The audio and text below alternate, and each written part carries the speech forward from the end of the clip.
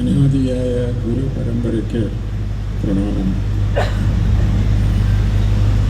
വേദിയിലും സദസ്സിലുമുള്ള എല്ലാവർക്കും നമസ്കാരം.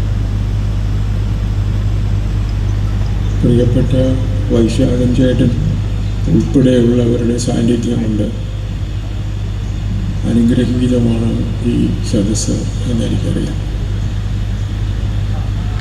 ഇവിടെ വന്ന് നിവർന്നു നിന്ന് എന്തെങ്കിലും പറയാൻ കഴിയാത്ത വിധം വലതുകാലിൻ്റെ ആംഗിളിന് ഒരു സ്പ്രെയിൻ വന്നിട്ടുള്ളത് കൊണ്ട് ഇരുന്ന് പ്രസംഗിക്കുക എന്ന ഒരു വേണ്ടാധീനം വേണ്ടി വന്നിട്ടുണ്ട്. അതിന് ആദ്യമായിട്ട് ക്ഷമ ചോദിക്കുക. ഞൊണ്ടിയാണെങ്കിലും ഉരുണ്ടാണെങ്കിലും ഇവിടെ വരാതിരിക്കാൻ വയ്യ എന്നുള്ളത് കൊണ്ടാണ് ഇന്ന് ഇവിടെ എത്തിയിരിക്കുന്നത്. അത്രമാത്രം വേദനയുണ്ട് കാലിൽ എന്ന കാര്യം ഞാൻ മറച്ചു വയ്ക്കുന്നില്ല. എന്തായാലും ഇവിടെ വന്ന ഇങ്ങനെ ഒരു വേദിയിൽ ഇരിക്കാനൊരു അവസരം ഉണ്ടാക്കാൻ ഉത്സവം സംഘടിപ്പിച്ചവർക്കും അതിനുവേണ്ടി പാടുപെട്ടവർക്കും ആത്മാർത്ഥമായി എൻ്റെ ആദരം ആദ്യമായി സമർപ്പിക്കട്ടെ. നോമ്പ് ദിവസമായി രാവിലെ ഇവിടെ വന്നെത്തിയ എല്ലാ സഹോദരങ്ങൾക്കും നമസ്കാരം. ഞാനിന്ന് രാവിലെ പത്രം നോക്കിയപ്പോൾ ഭീകരമായ ഒരു കൊലപാതക വാർത്ത, ഒരു കുട്ടിയെ കൊന്നിരിക്കുന്നു. മറ്റു പലരൊക്കെ കൊന്നവരും കുട്ടികളാണ്. കുറച്ചു കാലമായിട്ട് നമ്മുടെ നാട്ടിൽ എത്ര ആളുകളെയാണ് കൊല്ലുന്നത് എന്ന് പറഞ്ഞറിയിക്കാൻ പ്രയാസം.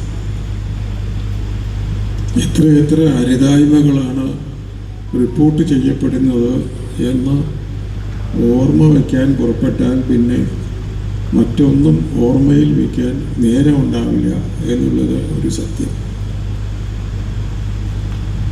പ്രായമാകും തോറും ഈ ലോകം, കേരളം, ഇന്ത്യ നന്നായി വരുന്നു എന്ന ഒരാശ്വാസം അനുഭവിക്കാനുള്ള ഭാഗ്യം എന്നെപ്പോലെയുള്ളവർക്ക് ഇല്ലാതെ പോകുന്നു എന്ന ഒരു ദുഃഖസത്യം, അത് വല്ലാതെ വേദനയുളവാക്കുന്ന ഒരു കാര്യമാണ്. എന്ത് പറ്റി നമുക്ക് എന്ന ചിന്ത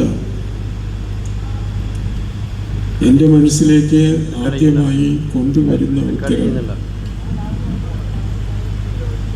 നമുക്ക്, നമ്മുടെ കുട്ടികൾക്ക്, പ്രത്യേകിച്ചും ചെറുപ്പക്കാർക്ക് അവരുടെ മുന്നിലുള്ള മാതൃക ശരിയല്ല എന്നും മാതൃക എന്നൊന്ന് ഇല്ല എന്നും ആണ്. വല്ലാത്തൊരു അഭാവമാണ് അത്. നമുക്കൊക്കെയുണ്ട്. എന്തെങ്കിലും ഒരു കാര്യം ചെയ്യാൻ പോകുമ്പോൾ അതിലെന്തെങ്കിലും അരുതായ്മയുണ്ടോ എന്ന് ആലോചിക്കേണ്ടി വരുമ്പോൾ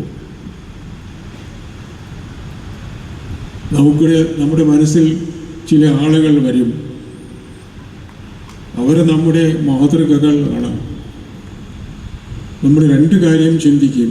ഒന്ന്, ഈ മാതൃകകൾ നമ്മൾ ഈ കാര്യം ചെയ്താൽ എന്താണ് നമ്മളെ പറ്റി വിചാരിക്കുക എന്നത്. പിന്നൊന്ന്, നമ്മുടെ സ്ഥാനത്ത് അവരായിരുന്നുവെങ്കിൽ അവരിത് ചെയ്യുമായിരുന്നോ എന്ന്. ഈ രണ്ട് കാര്യവും ആലോചിക്കാൻ പറ്റിയ ഒരു മാതൃകയും ഈ കാലത്തെ പുതിയ തലമുറയ്ക്ക് ഇല്ല എന്ന ദുഃഖകരമായ സത്യം. അതിവിടെ മാത്രമൊന്നുമല്ല, ലോകത്ത് എവിടെയും ഉണ്ട് എന്ന് തോന്നണില്ല. അതുകൊണ്ട് എത്ര വിദ്യാഭ്യാസം സിദ്ധിച്ച ആളായാലും പോലും അരുതായ്മകൾ എന്ന ഒരു സംഗതി ഇല്ലാതായി പോയി എന്നുള്ളതാണ് നേരെ. സിനിമയിൽ അഭിനയിക്കാൻ പോകുന്ന ആൾക്കാർ ആദ്യം തന്നെ ഒരു മമ്മൂട്ടിയോ മോഹൻലാലോ ആവണം. അത് എങ്ങനെയാണ് എന്ന കാര്യത്തിലൊരു നിർബന്ധ ബുദ്ധിയില്ല. അതിനെന്ത് ചെയ്യണം എന്ന കാര്യത്തിലും നിർബന്ധ ബുദ്ധിയൊന്നുമില്ല. എന്തും ചെയ്യാം, എങ്ങനെയും ആവാം. അപ്പോൾ അങ്ങനെ വരുമ്പോൾ പഠിച്ച് പണിക്കരായി, പഠിച്ച കള്ളനായി വലുതായി വരുന്നവര്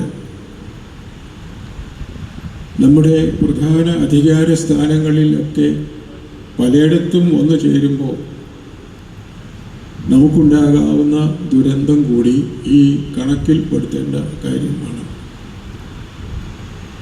വല്ലാത്തൊരവസ്ഥയാണ്. ഞങ്ങളുടെ നാട്ടിൽ പണ്ടൊരു എൻ്റെ വീട്ടിലൊരു കാർത്തിയായനി എടുത്തിട്ടുണ്ടായിരുന്നു തറവാട്ടിലാണ്. അവർക്ക് കുറേ വിവാഹാലോചനകൾ വന്നിട്ട് സമ്മതിച്ചില്ല. പിന്നെ അമ്മായിമാരും കാർവന്മാരൊക്കെ കൂടി വിചാരണ ചെയ്തപ്പോൾ എനിക്ക് അപ്പുണ്ണിയേട്ടനെ പോലെ ഒരാൾ മതി എന്നാണ് പറഞ്ഞത്. അപ്പുണ്ണിയേട്ടൻ അവരുടെ മൂത്ത ചേച്ചിയുടെ ഭർത്താവാണ്. അദ്ദേഹത്തിനൊരു വിശേഷമൊന്നുമില്ല. അദ്ദേഹം ഒരു ടൈലറാണ്, നല്ല മനുഷ്യനാണ്, കുഴപ്പമൊന്നുമില്ല. പക്ഷെ വിശേഷവിധിയായി സൗന്ദര്യമോ അങ്ങനെയുള്ള കാര്യങ്ങളൊന്നുമില്ല. എന്തുകൊണ്ടാണ് ഇത് എന്ന് അന്വേഷിച്ചപ്പോഴാണ് അയമ്മ പറഞ്ഞത് അപ്പുണ്ണിയേട്ടന് 12 വിരലുണ്ട് എന്നാണ്. അപ്പുണ്ണിയേട്ടന് 12 വിരലുണ്ട്, അതുകൊണ്ട് എനിക്ക് അപ്പുണ്ണിയേട്ടനെ പോലെ ഒരാൾ മതി. പക്ഷേ അപ്പുണ്ണിയേട്ടനെ പോലെ 12 വിരലുള്ള ആൾക്കാർ അധികം ഉണ്ടാവില്ല എന്നുള്ളതുകൊണ്ട് കാര്യം വിഷമം തന്നെ. എന്തെങ്കിലും ഒരു ചെറിയ സ്റ്റാർട്ടപ്പ് തുടങ്ങാൻ പോകുമ്പോൾ അയാൾ കരുതുന്നത് എനിക്ക് ബിൽ ഗേറ്റ്സ് ആവണം എന്നാണ്. ഇത്ര ബിൽ ഗേറ്റ്സിന് ഈ ഭൂമിയിൽ സ്ഥലമുണ്ട് എന്ന് ചോദിച്ചാൽ അധികം പേർക്കൊന്നും ഉണ്ടാവാൻ ഇടയില്ല. അപ്പോൾ പിന്നെ ഉള്ള ബിൽ ഗേറ്റ്സിനെ അല്ലെങ്കിൽ ബിൽ ഗേറ്റ്സ് ആവാൻ പോകുന്നവരെ കൊന്നിട്ടോ കൊല വിളിച്ചിട്ടോ എങ്ങനെയെങ്കിലുമാണ് എൻ്റെ സ്വപ്നം ഞാൻ സാക്ഷാത്കരിക്കാൻ പോണത്. മാർഗമെന്ത് എന്ന കാര്യത്തെക്കുറിച്ച് ഒരു പുനരാലോചനയും സൗകര്യപ്പെടുത്തി തരത്തക്ക രൂപത്തിൽ ഒരു മാതൃകയും നമ്മുടെ മുന്നിലില്ല. കർമ്മരംഗത്തുമില്ല, ലക്ഷ്യരംഗത്തുമില്ല, ജീവിതത്തിൻ്റെ മറ്റു തുറകളിലും ഇല്ല. അപ്പം ഇങ്ങനെ മാതൃകകൾ ഇല്ലാതായി പോയതുകൊണ്ട് ലക്ഷ്യവും മാർഗവും ഒരുപോലെ വികലമായി തീർന്ന വല്ലാത്തൊരു അനഭ്യസ്ത ലോകത്താണ് നമ്മൾ ജീവിക്കുന്നത്. തൊടിയിരുന്നിട്ട് ഞങ്ങളൊക്കെ വാസുവേട്ടനെന്ന് വിളിക്കുന്ന MT ആലോചിക്കുമ്പോൾ നമ്മുടെ മനസ്സിലേക്ക് കയറി വരുന്ന ഒരു ചോദ്യം ഇതാണ്: അദ്ദേഹം നമുക്ക് എന്ത് തരം മാതൃകയാണ് തന്നിട്ട് പോയത്? അദ്ദേഹം ഇപ്പോൾ ഇവിടെ ഇല്ല. അദ്ദേഹം ഇല്ലാതായതിനു ശേഷം ഈ സ്മാരകത്തിലേക്ക് ആദ്യമായാണ് ഞാൻ കടന്നു വരുന്നത്. അതുകൊണ്ട് അതിൻ്റെ ഒരു വല്ലാത്ത ബുദ്ധിമുട്ട് മനസ്സിലുണ്ട്. പക്ഷേ നമുക്കിവിടെ ഉള്ളവർക്കൊക്കെ അദ്ദേഹത്തെ കാണാൻ കഴിയും മനസ്സുകൊണ്ട്. അദ്ദേഹം ഇന്ന് ഇല്ല എന്നുള്ളത് കൊണ്ട് അദ്ദേഹത്തിൻ്റെ ശരീരമില്ല എന്ന് മാത്രമാണ് നാം ഉദ്ദേശിക്കുന്നത്. ഒരു വിഷയം വേണം ഈ സെമിനാറിന് എന്ന് പറഞ്ഞപ്പോൾ ശ്രീകുമാർ ആവശ്യപ്പെട്ടപ്പോൾ MT ഉള്ളതും ഇല്ലാത്തതും എന്നൊരു വിഷയം ഞാൻ നിർദ്ദേശിച്ചത് ഈ അർത്ഥത്തിലാണ്. MTയുടെ നിര്യാണത്തോടു കൂടി എന്താണ് ഇല്ലാതായത്, എന്താണ് ഉള്ളതായി ശേഷിക്കുന്നത് എന്ന ചിന്ത വളരെ പ്രധാനമാണെന്ന് എനിക്ക് തോന്നുന്നു. എൻ്റെ ഉള്ളിലുള്ള MTയെ കുറിച്ച്, ഉണ്ടായി വികസിച്ചു വന്ന വാസുവേട്ടനെ കുറിച്ച് എനിക്കറിയാവുന്നത് എന്ത് മാതൃകയാണ് ഞാൻ കൈക്കൊണ്ടത് അതിൽ നിന്ന് എന്ന് എനിക്ക് ആവും വിധം പറയാനാണ് ഞാൻ ആഗ്രഹിക്കുന്നത്. എനിക്ക് ഏതാണ്ടൊരു 12 വയസ്സുള്ള കാലത്താണ് ഞാൻ അദ്ദേഹത്തിൻ്റെ ഒരു പുസ്തകം ആദ്യമായിട്ട് കാണുന്നത്. 13 വയസ്സായിട്ടുണ്ടാവും. അത് എന്നെ വല്ലാതെ ആകർഷിച്ചു. അതിലെ കഥയല്ല, അതിലെ ഭാഷ, അതിലെ ആർജവം, അതിലെ ഊർജം, ഈ 3 കാര്യങ്ങളാണ്. അതിനു മുൻപ് കഥകൾ എഴുതി എന്നെ ആകർഷിച്ച ആൾ PC കുട്ടിക്കൃഷ്ണനായിരുന്നു. ഉറൂബ് ഞങ്ങളുടെ വീട്ടിൽ സാധാരണ വരാറുള്ള ഒരാളായിരുന്നു, കുടുംബ സുഹൃത്തായിരുന്നു. കുട്ടികൃഷ്ണേട്ടൻ എന്നാണ് എല്ലാവരും വിളിച്ചിരുന്നത്. അദ്ദേഹത്തിൻ്റെ ഉമ്മാച്ചു എന്ന കൃതി, അത് ആ കാലത്താണ് പുറത്തു വരുന്നത്, മാതൃഭൂമി ആഴ്ചപ്പതിപ്പിൽ. ഈ ഉമ്മാച്ചു വായിക്കാൻ വളരെ ആവശ്യം, ഉത്സാഹം, മോഹം. അത് ചമ്രവട്ടത്തേക്ക് വരുന്നത് തിരൂരിൽ നിന്ന് ചമ്രവട്ടത്ത് ഏതാണ്ട് 8 മണിക്ക് എത്തുന്ന ഒരു ബസ്സിലാണ് ആഴ്ചപ്പതിപ്പ്.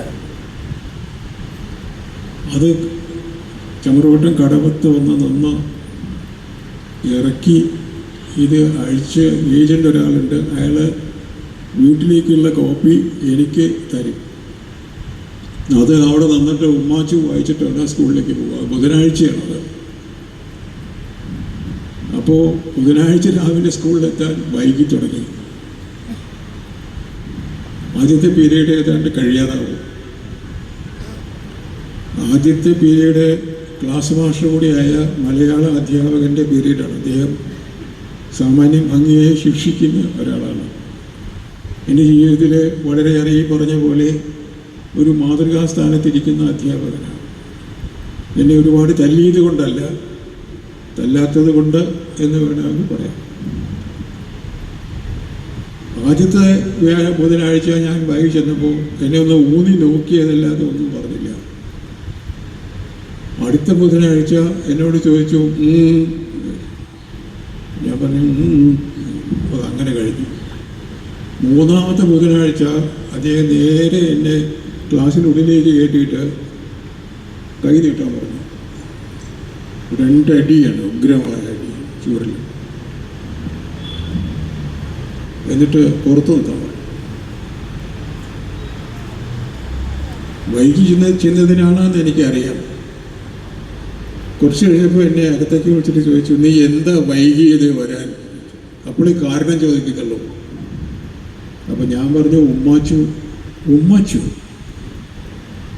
ഏതാണടാ ഈ ഉമ്മാച്ചു? ചൊട്ടയെന്ന് പോകുന്നതിന് മുമ്പ് ഉമ്മാച്ചിയൊക്കെ ആയോ എന്ന് പറഞ്ഞ് 2 അടി കൂടി തന്നു. അത് ചെകിടത്താണ്. പുറത്ത് തന്നെ നിർത്തി. വൈകുന്നേരം വരെ ഞാൻ വീട്ടിൽ പോയി. അപ്പോൾ ഈ മുഖമൊക്കെ ക്ഷീണിച്ച് വിളറി സങ്കടപ്പെട്ട് ഞാൻ ചെന്നപ്പോൾ മുത്തശ്ശി ചോദിച്ചു, എന്ത് പറ്റി? എന്താ നടക്കണ്ട, എന്താ ഉണ്ടായേ? അപ്പോൾ ഞാൻ ഈ കഥയൊക്കെ പറഞ്ഞു. ആഹാ, അങ്ങനെയാണ്, നോക്കാം, ഞാൻ ചോദിക്കാം, ആ കുട്ടികൃഷ്ണൻ അങ്ങോട്ട് വരട്ടെ. ഈ കണ്ണി കണ്ട കള്ളക്കഥയൊക്കെ എഴുതി കുട്ടികളെ വിഷമിപ്പിച്ച് തല്ല് വായിക്കുകയാണ് എൻ്റെ ജോലി, ഞാൻ ചോദിക്കാം. അപ്പോൾ ഉറൂവിന് മുത്തശ്ശിയുടെ ചെല്ലപ്പെട്ടിയിലെ വാസന പുകയില വലിയ ഇഷ്ടമാണ്. അവിടെ അമ്മ പാചകം ചെയ്യുന്ന സ്വാദുള്ള ഭക്ഷണവും ഇഷ്ടമാണ്. ഇത് രണ്ടുമാണ് മൂപ്പരുടെ സാമാന്യമായ ലക്ഷ്യങ്ങൾ. അപ്പോൾ മുത്തശ്ശി പറയും, അദ്ദേഹത്തിൻ്റെ അടുത്ത് പോയിരിക്കരുത്, കുട്ടികൃഷ്ണൻ്റെ അടുത്ത് പോയിരിക്കരുത് സംസാരിക്കുമ്പോൾ. ഈ 2 പല്ലിൻ്റെ ഇടയ്ക്കൊരു വിടവുണ്ട്, വായിൽ മുറുക്കാനും ഉണ്ടാവും. അതുകൊണ്ട് ഷർട്ട് ഇട്ട നേരാണെങ്കിൽ അടുത്ത് ചെല്ലണ്ട എന്നാണ് മുത്തശ്ശിയുടെ ഒരു താക്കീത്. ഞങ്ങൾ അല്ലെങ്കിൽ അടുത്തേക്ക് പോകാറില്ല. പിന്നെ എന്താ ഉണ്ടായെന്ന് എനിക്കറിയില്ല. അടുത്ത ബുധനാഴ്ച ഇതുപോലെ ഞാൻ വൈകാതെ നോക്കി. അന്ന് പുസ്തകം വായിക്കാതെയാണ് പോയത്. ഞാൻ മാസ്റ്റർ വന്ന ഉടനെ എന്നെ എണ്ണീറ്റ് നിർത്തി വിളിച്ചു. നിനക്ക് പറയായിരുന്നില്ലേ ഉമ്മാച്ചു നോവൽ വായിക്കാൻ നിന്നതാണെന്ന്, നീ എന്തേ അത് പറയാത്ത? അപ്പോൾ ഈ കഥ മാസ്റ്ററോട് ആരാ പറഞ്ഞതെന്ന് എനിക്ക് മനസ്സിലായില്ല.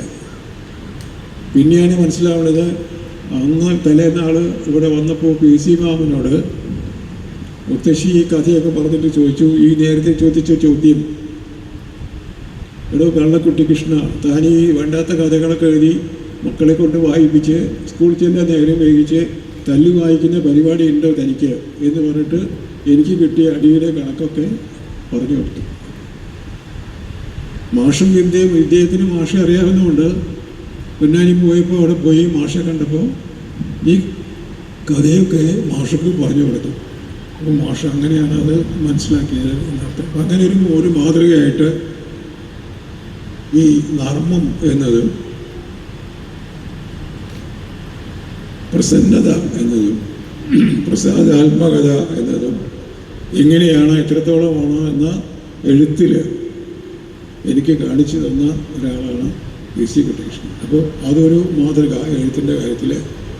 രണ്ടാമത് വന്ന മാതൃകയാണ് വാസുവേട്ടൻ. ഇത് മനസ്സിൽ വെച്ചുകൊണ്ടാണ് വളരെ കാലം കഴിഞ്ഞിട്ട് ഞാൻ അദ്ദേഹത്തെ മാതൃഭൂമി ഓഫീസിൽ ചെന്നിട്ട് കണ്ടതെന്ന് പറഞ്ഞാൽ ഞാൻ അദ്ദേഹത്തെ കണ്ടു, അദ്ദേഹം എന്നെ കണ്ടില്ല. അവിടെ അന്ന് മാതൃഭൂമി ഓഫീസിലേക്ക് കയറി ചെല്ലുമ്പോൾ കാൽപാദങ്ങൾ കാണാവുന്ന 2 പേരുണ്ടായിരുന്നു. ഞാൻ കോളേജിൽ പഠിക്കുമ്പോഴാണ് അവിടെ കയറി ചെന്നിട്ട്. അപ്പോൾ ഈ 2ാം നിലയിലാണ് എനിക്ക് പോകേണ്ടത്. എൻ്റെ ഒരു ലോക്കൽ ഗാർഡിയൻ അവിടെയുണ്ട്, അദ്ദേഹത്തെ കാണാനാണ് പോണത്. അപ്പോൾ ഈ ഒന്നാമത്തെ നിലയിലേക്ക് താഴത്തേക്ക് കടന്നു ചെല്ലുമ്പോൾ തന്നെ ഒരു ഹാഫ് ഡോറിൻ്റെ അടിയിൽ കൂടെ 2 കാലുകൾ കാണാം.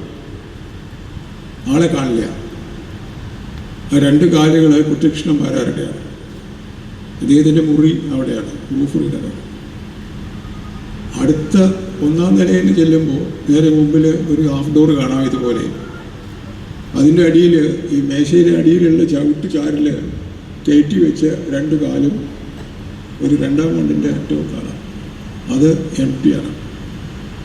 അപ്പോഴും മുഖം കാണില്ല. ഇങ്ങനെ 2-4 കാലുകൾ കണ്ടിട്ട് വേണം, നമസ്കരിച്ചിട്ട് വേണം നമുക്ക് അകത്തേക്ക് കയറി പോകാൻ. വളരെ കാലം കഴിഞ്ഞിട്ടാണ് അദ്ദേഹത്തെ നേരിൽ കാണാൻ പറ്റുന്നത്. അതും ഞാൻ അവിടെ നിന്നൊക്കെ പോകുന്നതിന് ശേഷം മാതൃഭൂമി ആഴ്ചപ്പതിപ്പ് ഒരു മത്സരം നടത്തി എനിക്ക് സമ്മാനം തന്നതിന് ശേഷമാണ്. ആ സമ്മാനം തന്നപ്പോൾ അന്ന് അത് അവിടെ വാങ്ങാൻ ചെന്നപ്പോൾ ഡോക്ടർ MV കൃഷ്ണവാര്യരാണ് എനിക്ക് പരിചയപ്പെടുത്തി തന്നത്. അതിനു മുൻപ് ഈ സമ്മാനം പ്രഖ്യാപിച്ചപ്പോൾ ഒരു ഒറ്റ വരി കത്ത് എനിക്ക് അയച്ചിരുന്നു വാസുവേട്ടൻ. അഭിനന്ദനങ്ങൾ എന്ന ഒറ്റ വാക്കാണ് അത്, ഒരു ഒപ്പും. അത് കഴിഞ്ഞിട്ട് പിന്നെ ആളെ കണ്ടിട്ടില്ല, അന്ന് കണ്ടിട്ടില്ല. അപ്പോൾ എന്നോട് ചോദിച്ചിട്ടുണ്ട്, മാഷ് കൊണ്ട് ചോദിച്ച പോലെ. അത്ര തന്നെ, ഒരു വിശേഷം സംസാരിക്കേണ്ടായില്ല. പിന്നെ ആ പരിചയം കുറച്ചും കൂടി വികസിച്ചു. അദ്ദേഹം എനിക്കൊരു അജ്ഞാതവാസം വേണം എന്ന് പറഞ്ഞ് എനിക്കൊരു കത്തയച്ചു കൊടൈക്കനാലിലേക്ക്. എന്തിനാണ് ഏതിനാണെന്നൊന്നും പറഞ്ഞില്ല. ഞാൻ താമസിക്കുന്ന ബംഗ്ലാവിൻ്റെ അപ്പുറത്ത് ഒരു ബംഗ്ലാവ് റെൻ്റ് ചെയ്തെടുത്ത് വെച്ചു. അധികം വന്നില്ല, പക്ഷെ അദ്ദേഹം നൈനിറ്റാളിലേക്ക് പോയി. പിന്നെ വളരെ കാലത്തിന് ശേഷം ബന്ധങ്ങളൊന്നും ഉണ്ടായിരുന്നില്ല. ഒരുപാട് കാലത്തിന് ശേഷം, കുറേ കാലം കഴിഞ്ഞിട്ടാണ് പിന്നീട് ബന്ധങ്ങൾ തുടരുന്നത്. ഞാനും നാട് വിട്ടു പോയി, നാട്ടിലില്ലാത്ത അവസ്ഥ വന്നു. അവസാനം എൻ്റെ മാതൃകയെ എനിക്ക് ആദരിക്കാൻ കിട്ടിയ ഒരു അവസരം, ഈ മൂർത്തി ദേവി പുരസ്കാരം അനൗൺസ് ചെയ്തിട്ട് എന്നോട് അവർ ചോദിച്ചു, ഈ സമ്മാനം ആരിൽ നിന്നാണ് വാങ്ങാൻ ഇഷ്ടം, ഇവിടെ വെച്ചാണ് സ്വീകരിക്കാൻ സൗകര്യം? രണ്ടിനും എൻ്റെ മനസ്സിലുണ്ടായിരുന്ന ഉത്തരം, ഇത് സ്വീകരിക്കാനുള്ള സ്ഥലം തുഞ്ചൻ പറമ്പ് സ്മാരകമാണ്. ഇത് സ്വീകരിക്കാൻ എനിക്ക് ഇഷ്ടപ്പെട്ട ആൾ MT വാസുദേവൻ നായർ എന്ന എൻ്റെ മൂത്ത ജ്യേഷ്ഠനാണ്. അപ്പോൾ അദ്ദേഹത്തോട് ചോദിച്ചിട്ടില്ല, സമ്മതം ചോദിച്ചിട്ടില്ല. ഞാൻ പറഞ്ഞു, നിങ്ങൾ അന്വേഷിച്ച് നോക്കൂ, അദ്ദേഹത്തിന് സമ്മതമാണെങ്കിൽ, അദ്ദേഹത്തിൻ്റെ സ്ഥലത്ത് സൗകര്യം ഉണ്ടെങ്കിൽ. അപ്പോൾ ഞാൻ ലീലാക്ഷനോട് പറഞ്ഞു, ലീലാക്ഷ വാസുവിനോട് ചോദിക്കണം, ഇങ്ങനെയൊരു കാര്യമുണ്ട്. ജില്ലാക്ഷം വിളിച്ച് സംസാരിച്ചിരിക്കണം. എന്നെ വിളിച്ചിട്ട് പറഞ്ഞു, അതിനെന്താ സംശയം, അന്വേഷിക്കേണ്ട കാര്യം എന്താണ്, എന്നിട്ട് വന്നാൽ പോരെ. അപ്പം അങ്ങനെ ഈ മാതൃകയെ ആദരിക്കാൻ ഒരു ചെറിയ അവസരം കൂടി എനിക്ക് കിട്ടി. ഇപ്പോൾ ഞാൻ പറയാം, എന്തായിരുന്നു അദ്ദേഹം എനിക്ക് തന്നിട്ട് പോയ നിർദ്ദേശങ്ങൾ പറയാതെ എഴുത്തിലൂടെ. ഒന്ന്, നിന്റെ പരിസരത്തോട് സത്യസന്ധത പുലർത്തുക. എഴുത്തിൻ്റെ കാര്യത്തിൽ നിന്റെ പരിസരത്തോട് സത്യസന്ധത പുലർത്തുക. നിന്റെ സമൂഹത്തോട്, ചുറ്റുപാടുകളോട്, നിന്റെ ആലശീലായ്മകളോട്, ഇല്ലായ്മകളോട്, വല്യായ്മകളോട്, എല്ലാത്തിനോടും വളരെ കാര്യമായ സത്യസന്ധത പുലർത്തുക. ഒന്നാമത്തെ കാര്യം. അതിൽ മായം ഉണ്ടാകരുത് എന്ന ദാക്ഷിണ്യമില്ലാത്ത സൂചന. അപ്പോഴതിന് കരുത്തുണ്ടാവും എഴുത്തിന്. രണ്ടാമത്തെ കാര്യം, ഭാഷയോട് വളരെയേറെ ആദരവ് പുലർത്തുക. അനാവശ്യമായി വാക്കുകൾ ഉപയോഗിക്കരുത്. ഒരു വാക്കിന് അതവിടെ ഇല്ലാതിരുന്നാൽ നഷ്ടമാകുമായിരുന്ന എന്തെങ്കിലും ഉണ്ടെങ്കിലല്ലാതെ അതിനെ അവിടെ വയ്ക്കരുത്. ഇതൊക്കെ ഞാൻ എൻ്റെ മനസ്സുകൊണ്ട് വായിച്ചെടുത്ത കാര്യങ്ങളാണ്. വാചകങ്ങൾ കൊണ്ട് അധികം ഒരിക്കലും എന്നോട് പറഞ്ഞിട്ടില്ല. പിന്നെ മറ്റൊരു കാര്യം, കഴിയുന്നത്ര വായിക്കുക എന്നതാണ്. റീഡിങ് മേക്കത്ത് എ മാൻ എന്ന് പറയുന്നതിനേക്കാളേറെ റീഡിങ് മേക്കത്ത് എ റൈറ്റർ എന്നുള്ളതാണ് ശരി എന്ന് ഓർക്കുക. അത് പഴയതും പുതിയതും ഒരുപോലെ വായിക്കുക.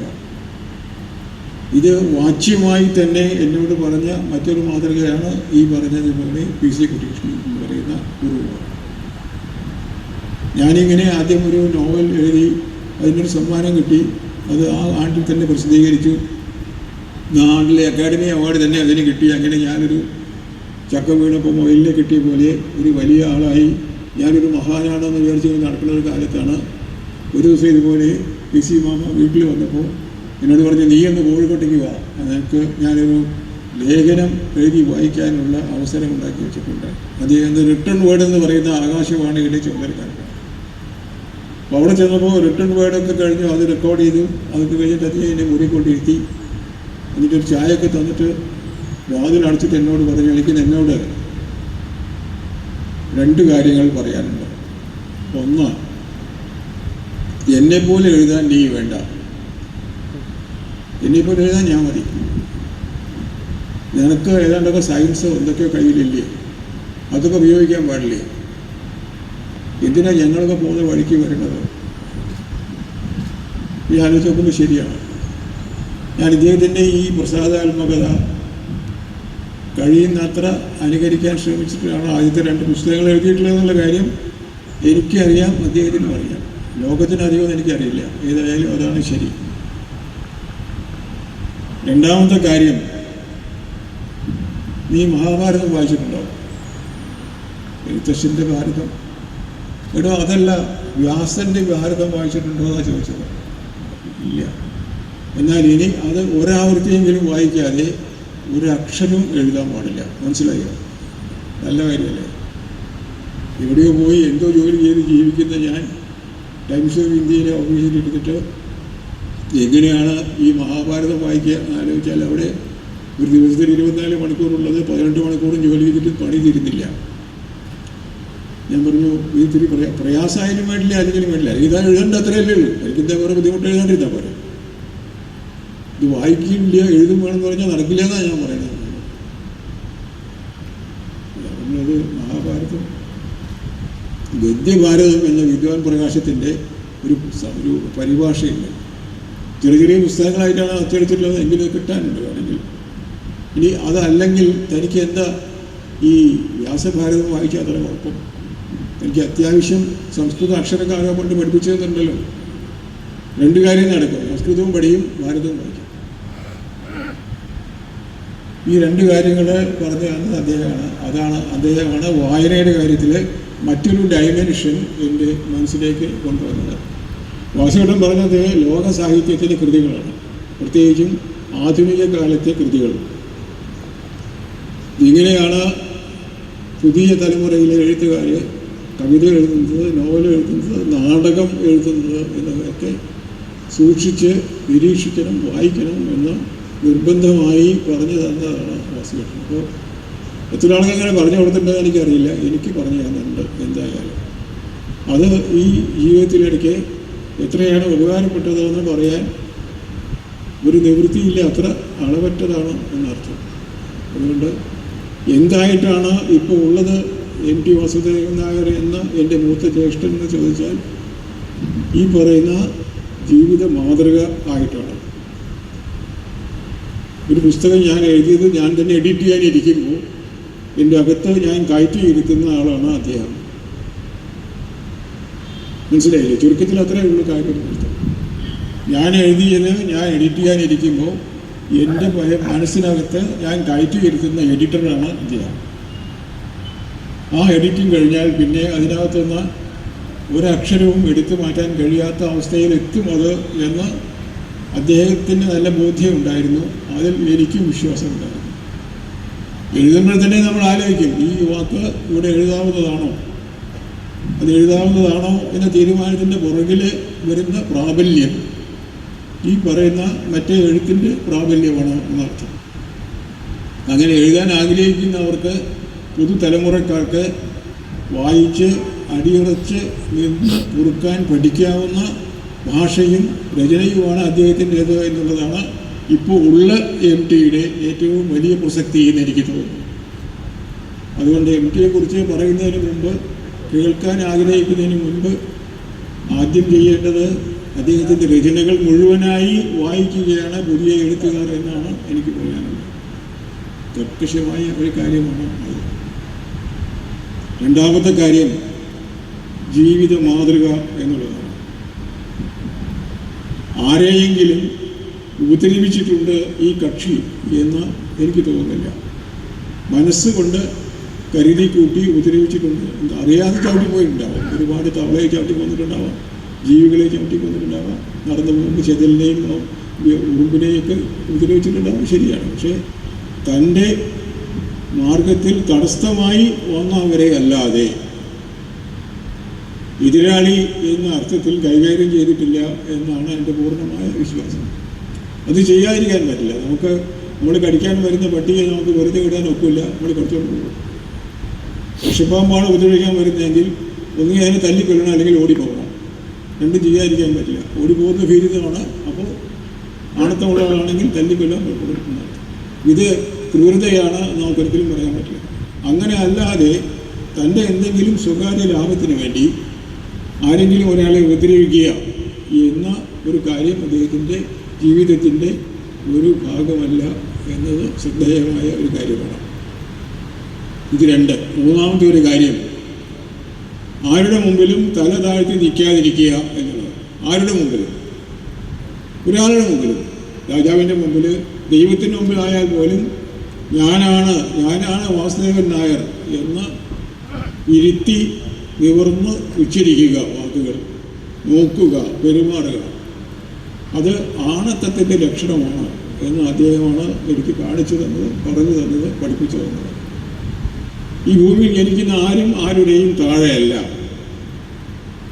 ആരുടെയും മേലെയാവാൻ ഇരിക്കാൻ അദ്ദേഹം ആഗ്രഹിച്ചിട്ടില്ല. വാസ്തവത്തിൽ എഴുത്തിൻ്റെ കാര്യത്തിൽ മേലെയായി പോയെങ്കിൽ അത് സർഗധനത എന്ന കാര്യം സ്വാഭാവികമായി കിട്ടിയ ഒരു ജീവിത വിശേഷമായതുകൊണ്ടാണ്. ഞാൻ ആരുടെയും മുകളിലാണ് എന്ന് കരുതാതെ ഇരിക്കുന്ന ഒരാൾക്ക് ഞാൻ ആരുടെയും താഴെയല്ല എന്ന് കരുതാതിരിക്കാൻ കഴിയും. ആലോചിച്ച് നോക്കിയാൽ അറിയാം അതിൻ്റെ കാര്യം എന്താണ്.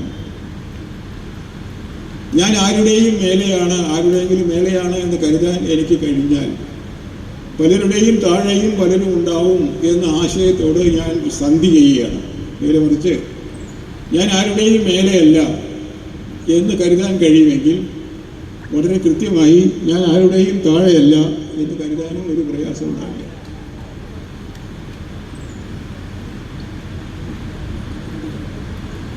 ഇതാണ് മൂന്നാമത്തെ കാര്യം, മാതൃക എന്ന് പറയുന്നത്. ഈ മാതൃക നമുക്ക് സാധാരണഗതിയിൽ മറ്റൊരാളെ പറഞ്ഞ് മനസ്സിലാക്കാൻ വളരെ വിഷമമാണ്. അദ്ദേഹത്തെ കണ്ടിനി പഠിക്കാനും വിഷമമാണ്. പക്ഷേ അദ്ദേഹത്തിൻ്റെ കൃതികളുടെ വരികൾക്കിടയിൽ വായിച്ചു പോയാൽ ഈ 3 മാതൃകാ സവിശേഷതകൾ നമുക്ക് കണ്ടെടുക്കാൻ പറ്റും. ഒരു പ്രയാസമില്ല. നാടകീയത എന്ന് പറയുന്ന കാര്യം എന്താണ് എഴുത്തിൽ എന്നതാണ്. അതിനാണ് 4ാമത്തെ മാതൃക. നോവലായാലും ചെറുകഥയായാലും തിരക്കഥയായാലും വെറും ഒരു പ്രഭാഷണമായാലും എന്താണ് നാടകീയത എന്ന കാര്യത്തെക്കുറിച്ച് നമുക്ക് എഴുത്തിലെ നാടകീയത അറിയാൻ ആഗ്രഹമുണ്ടെങ്കിൽ അദ്ദേഹത്തിൻ്റെ രചനകൾ വായിച്ചാൽ മതി. പ്രത്യേകിച്ചും തിരക്കഥകൾ വായിച്ചാൽ മതി. എല്ലാ സാഹിത്യത്തിൻ്റെയും ആത്യന്തികമായ ധർമ്മം അല്ലെങ്കിൽ അതിൻ്റെ കാതലായ കാര്യം സത്ത് എന്ന് പറയുന്നത് ഈ നാടകീയതയാണ് എന്ന കാര്യം നമുക്ക് മറക്കാൻ പറ്റില്ല. എവിടെയാണോ നാടകീയമല്ലാത്ത പരിണതികൾ ഉണ്ടാകുന്നത് അവിടെ വിരസതയാണ് ഫലം എന്ന അനുഭവം കൊണ്ട് നമുക്കറിയാം. എഴുതിയവർക്കറിയാം, വായിക്കുന്നവർക്കറിയാം. പ്രതീക്ഷിച്ച പോലെയൊക്കെയാണ് കാര്യങ്ങൾ നടക്കുന്നതെങ്കിൽ കുറച്ച് കഴിഞ്ഞാൽ അത് വിരസമായിട്ട് മാറിപ്പോകും. പ്രതീക്ഷിക്കാത്ത പോലെ കാര്യങ്ങൾ നടക്കുകയും പിന്നീട് നമുക്ക് അങ്ങനെയാണ് നടക്കേണ്ടിയിരുന്നത് എന്ന ബോധ്യം വരികയും ചെയ്യുമ്പോഴാണ് അവിടെ പുതിയൊരു രസനീയത ലഭ്യമാകുന്നത്. അങ്ങനെ എഴുത്തിൽ, സിനിമയിലായാലും വേണ്ടില്ല, നാടകത്തിലായാലും വേണ്ടില്ല, പുതിയ രസനീയതകൾ ഉണ്ടാക്കാൻ അദ്ദേഹം ശ്രമിച്ചത് ഈ പറയുന്ന നാടകീയതയിലൂടെയാണ്. അപ്പോൾ നാടകീയത എന്താണ് എന്ന് അറിയേണ്ട ആൾക്കും കൃത്യമായിട്ട് നമുക്ക് ഇദ്ദേഹത്തെ പിന്തുടരാൻ മാർഗമുണ്ട്. ഇനി ഇതൊക്കെ കഴിഞ്ഞിട്ട് കുറച്ചുകൂടെ കഴിഞ്ഞപ്പോൾ എനിക്ക് കിട്ടിയ മറ്റൊരു മാതൃകയാണ് തുഞ്ചത്താചാര്യൻ്റെ മാതൃക. അത് ഒപ്പം തന്നെ കിട്ടിയത് കൊണ്ട് 2 ഗുണമുണ്ടായി. വാസുവേട്ടൻ എന്ന മാതൃകയുടെ വേരുകൾ എവിടെയാണ് എന്ന് എനിക്ക് എളുപ്പത്തിൽ കണ്ടുകിട്ടി. 2, കുറെ കൂടെ ആഴത്തിലേക്ക് പോയി വ്യാപകമായ അർത്ഥത്തിൽ ഈ വേരുകൾ എങ്ങനെയായിരുന്നു എന്ന് നമുക്ക് മനസ്സിലാക്കാൻ പറ്റി. അതൊരു 10 ഈ പറഞ്ഞ പോലെ 2ഉം ഒരേ കാലത്താണ് 2 മാതൃകകളും എൻ്റെ മനസ്സിലേക്ക് കടന്നു വരുന്നത്. ഭാഷ എങ്ങനെ കൈകാര്യം ചെയ്യണം എന്ന് കൃത്യമായി അറിയാൻ ആഗ്രഹമുള്ളവർക്ക് രാമാനുജൻ എഴുത്തച്ഛനെ വായിക്കാം. അത് വായിച്ചവർക്ക് ഭാഷയുടെ അർത്ഥതലങ്ങൾ, പദബോധം, പദവിന്യാസത്തിൻ്റെ ഗുണദോഷങ്ങളൊക്കെ കൃത്യമായിട്ട് മനസ്സിലാവും. അതുപോലെ തന്നെയാണ് എഴുത്തുകാരൻ എന്തായിരിക്കണം എന്ന ബോധം. തൻ്റെ എഴുത്തിൻ്റെ കാര്യത്തിൽ, അതിൻ്റെ ക്വാളിറ്റിയുടെ കാര്യത്തിൽ, അതിലുള്ള വിശ്വാസത്തിൻ്റെ കാര്യത്തിലൊന്നും മറ്റൊരാൾക്കും അടിമപ്പെട്ടുകൂടാ എന്ന കർശനമായ നിഷ്ഠ പാലിച്ച ഒരാളായിരുന്നു തുഞ്ചത്ത് രാമാനുജൻ എഴുത്തച്ഛൻ. അതിനുവേണ്ടി തൻ്റെ ബോധങ്ങൾ, ഉത്തമ ബോധ്യങ്ങൾക്ക് വേണ്ടി എഴുതുകയും അതിൻ്റെ പേരിൽ 2 വട്ടം കഴുത്ത് വെട്ടി ശിക്ഷിക്കപ്പെടാൻ വിധിക്കപ്പെട്ട ആളുമാണ് അദ്ദേഹം. അദ്ദേഹത്തിൻ്റെ ഓർമ്മയ്ക്കായി ഒരു സ്മാരകം എവിടെ കാട് പിടിച്ച് കിടക്കുന്നത് കണ്ടപ്പോൾ അവിടെ ഓടിക്കയറി വന്ന് അതിനെ ഈ അവസ്ഥയിലാക്കാൻ വാസുവേട്ടന് തോന്നിയതിൻ്റെ പുറകിലുള്ള ചോദന എന്താണെന്ന് ചോദിച്ചാൽ ഈ പറയുന്ന വാസുവേട്ടൻ ആ പറഞ്ഞ ആചാര്യൻ്റെ മാതൃകയിൽ വിശ്വസിച്ചിരുന്നു എന്നുള്ളതാണ്. പറയുന്ന മാതൃകകളുടെ ഒരു പാരമ്പര്യം നോക്കണം. സംശയമില്ലാത്ത കാര്യമാണ്. അതുകൊണ്ടാണ് ഞാൻ പിന്നീട് അല്പം ബോധവാനായപ്പോൾ അഗ്രജൻ മമ സദാ മധുഷാം അഗ്രേസരൻ മൽ ഗുരുനാഥൻ എന്ന് ഇദ്ദേഹത്തെ വിശേഷിപ്പിക്കാറുണ്ടായിരുന്നത്. അങ്ങനെ ഒരാളുണ്ടായിരുന്നു എഴുത്തച്ഛൻ്റെ ജീവിതത്തിൽ, അദ്ദേഹത്തിൻ്റെ മൂത്ത ജ്യേഷ്ഠൻ. അദ്ദേഹമാണ് തുഞ്ചത്ത് എഴുത്തച്ഛനോട് പറഞ്ഞത്, അപ്പോൾ നീ ഒരിക്കലും ആയുധം എടുക്കരുത്. 2 പേരും ഒരുപോലെ ആയുധ പരിശീലനം നടത്തിയവരാണ്.